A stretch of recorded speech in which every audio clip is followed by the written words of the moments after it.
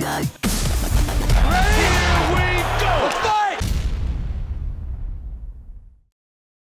I guess just first, I mean, obviously it seemed like a knee injury, but just can you walk us through what happened and just kind of how it all played out?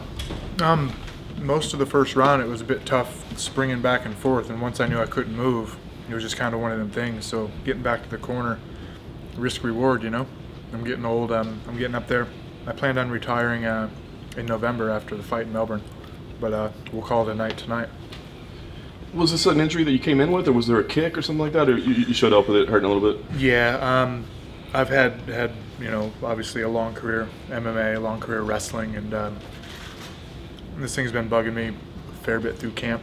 I sent an email to the UFC probably 3 weeks into my camp, letting them know I've seen a chiro and a physio about it, and same with my neck and lower back. So yeah, just lingering stuff, and the last couple weeks it's you know, as you try to go harder, you know, things start to flare up. So I've kind of been very much bipolar in my training camp in the last 3 weeks. It's been sprint, rest longer, but when you wake up, sprint.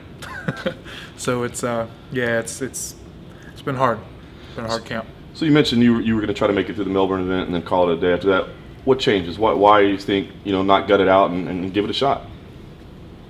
I couldn't gut it out tonight, so why gut it out another time, you know? I had a rough camp. The stress of just worrying about being healthy and worrying about your performance and all that.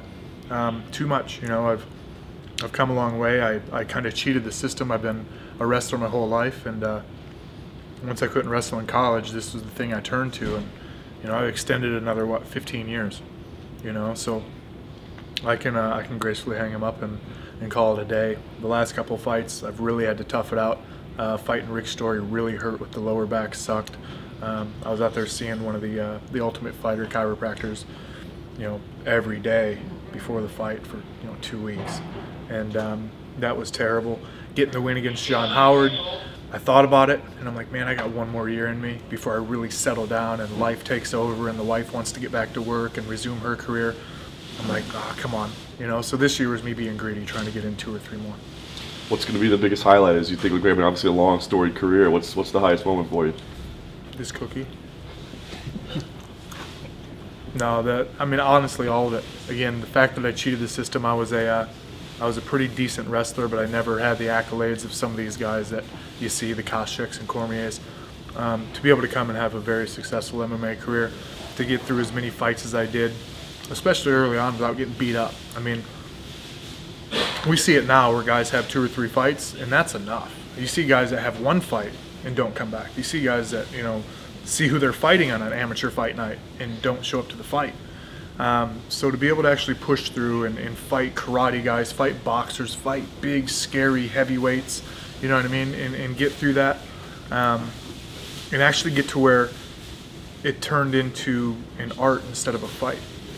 To be able to kind of do that caterpillar to butterfly thing, that was pretty cool. What's next for you? I'm assuming if you're ready to make this decision, you know what the next phase is. So what does the future hold for you? Let my wife go to work, and sleep in, and figure out how I'm going to coach and where. Yeah. Very cool. Awesome. Thanks, Brian. Cool. Thanks. All right, guys.